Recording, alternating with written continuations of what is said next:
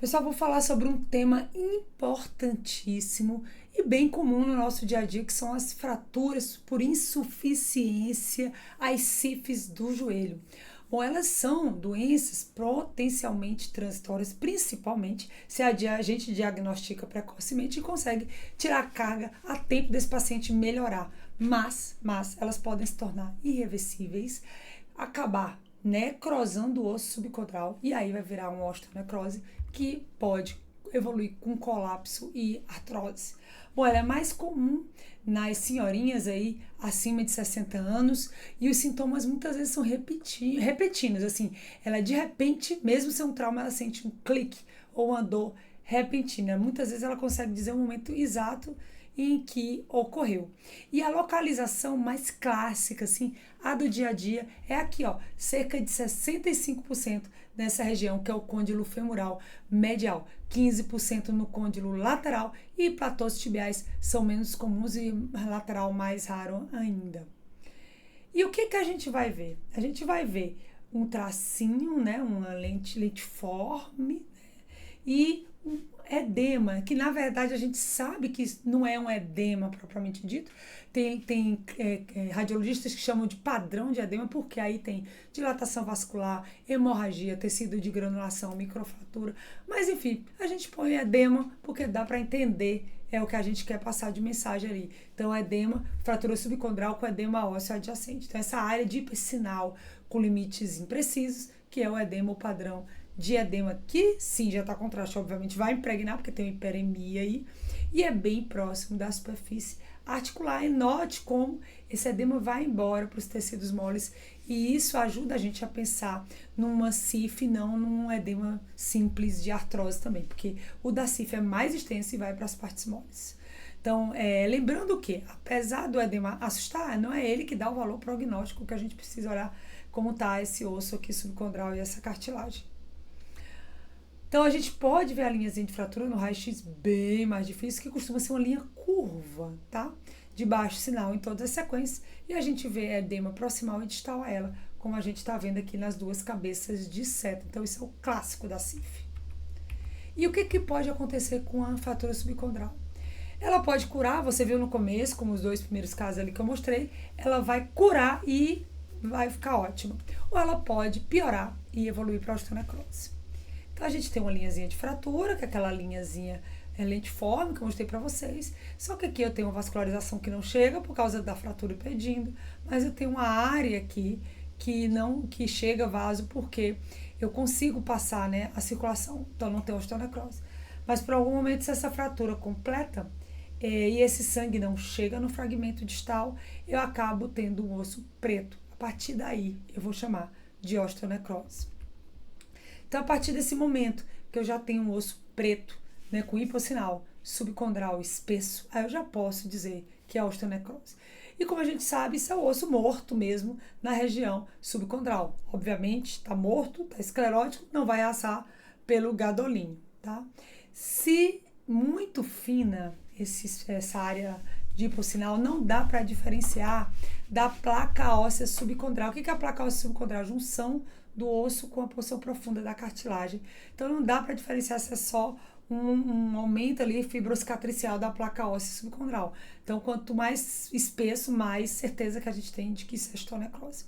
E quando eu tenho certeza mesmo que é osteonecrose, e que inclusive está relacionado a um prognóstico ruim, quando essa área de hipossinal tem mais de 4 milímetros de espessura, quando ela tem mais de 14 milímetros de comprimento, ou quando eu tenho já uma deformação com colapso articular. Aí realmente eu vou falar que é osteonecrose e isso vai me preocupar para o colapso, tá?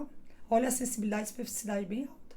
Quando é muito fininha, menor que 2 milímetros, normalmente pode ser a placa óssea subcondral. Então, eu fico ali no laudo de fratura subcondral, com uma pequena área de marcado hipossinal, que pode ser um tecido de granulação ali, de reparo, né? Não se podendo ainda descartar a evolução para osteonecrose, então vale a pena ficar em cima desse paciente. Entre 2 e 4 milímetros, a gente fica em cima mesmo, porque pode melhorar, o prognóstico é incerto, mas pode também evoluir para colapso. Então, assim, mais de 4 milímetros é osteonecrose, muita chance de ir para colapso. menos de 2 milímetros, mais provavelmente só uma fratura subcondral, mas tem que tirar a carga, e 2 a 4 tem que ficar em cima, porque pode evoluir para qualquer um dos dois. E por que é importante a gente diferenciar? Porque quando tem só aquele traço lentiforme, que é a clássica fratura subcondral com edema proximal e distal, né, a gente vai ter uma fratura boa, do bem, entre aspas, tira a carga, o paciente volta, fica curado. Só que se eu tenho mais de 4 milímetros, aqui ó, se for menos de 4 milímetros, né, de 2 a 4, eu tenho uma linha subcondral menos espessa que 4 milímetros, eu posso evoluir para cura, né, que seria só a fratura subcondral, mas eu também posso evoluir para osteonecrose. Então vale a pena falar, olha, tem uma faixa de fratura subcondral de 2 milímetros, achado que sugestivo de fratura subcondral, não se podendo descartar a evolução para a osteonecrose. À medida que essa faixa de hipossinal espessa tem mais 4 milímetros, a gente já pode ir direto osteonecrose e a gente sabe que tem mais chance de colapso, tá bom? Então aqui mostrando, olha, uma osteonecrose, tanto tibial quanto femoral, e olha isso, colapsou a superfície articular, e aqui também já está afundando mais 3 meses depois, ó, fez um destacamento osteocondral na área de osteonecrose. E aí a gente pode evoluir aí com colapso franco, né, e destacamento do fragmento osteocondral, com fenda de fratura subcondral cheia de líquido, né, e consequentemente uma artrose.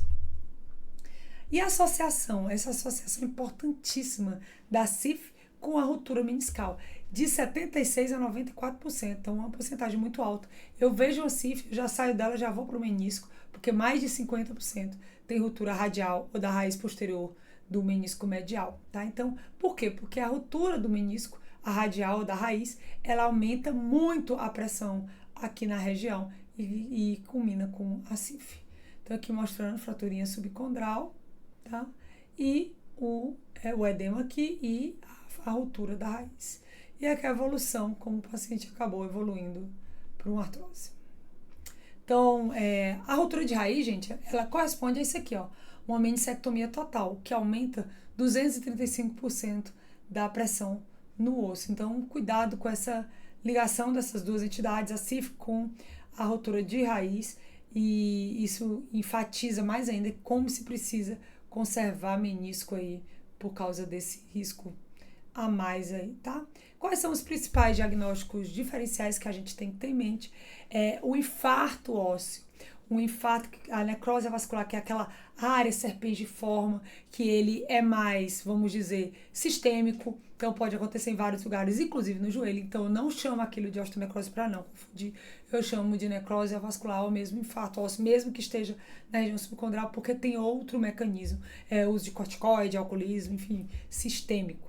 A osteocondrite dissecante também é um diagnóstico diferencial, tanto a juvenil como a adulta. E a artrose também. Então, a artrose muitas vezes tem afilamento condral e edema ósseo, mas lembrando que o edema costuma ser mais tênue, né? Aquele edema junto da fratura subcondral que acaba se estendendo para as partes móveis. Então, grava esses diferenciais porque a gente tem que sabê-los, tá bom? Um abraço a todos.